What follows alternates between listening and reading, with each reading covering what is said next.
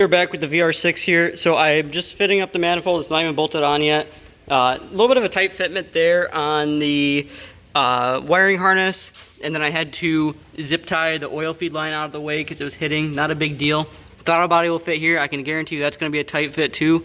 I'm going to have to rewire the throttle body down and around, hooking there, and then intercooler piping will come down and around into the intercooler once it's all mounted up.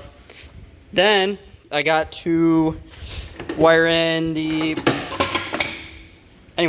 mass airflow sensor.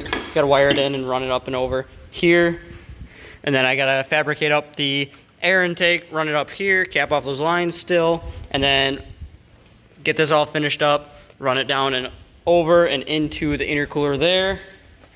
And then I drilled a hole in the oil pan. I'm going to run it right there for the return. Hopefully that'll work just fine. Got enough oil, or got enough aluminum shavings everywhere. Hopefully weld it up. My boss will come over and weld it up with this TIG welder. Other than that, that's about as far as I can go right now until I get some more parts in. I got Gray Fab making a coolant swirl pot for right here. Power steering reservoir will be right here.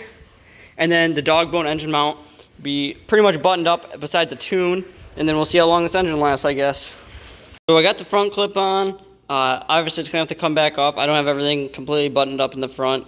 I was just test fitting up this intercooler pipe, fabbed it up.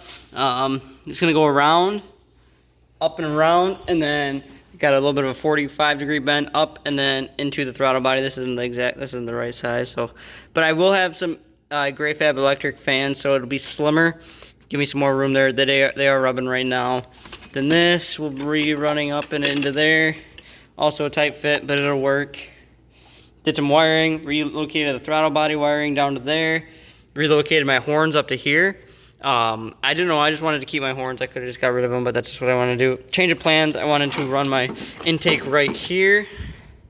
My battery be right here, intake, horns. Then with the intake, it's going to run up and around, up 90, run it up and over and in. And then over here will kind of be just blank. There won't be a whole lot here. And that will be about it there. Intercooler on. Looks about like this from a distance.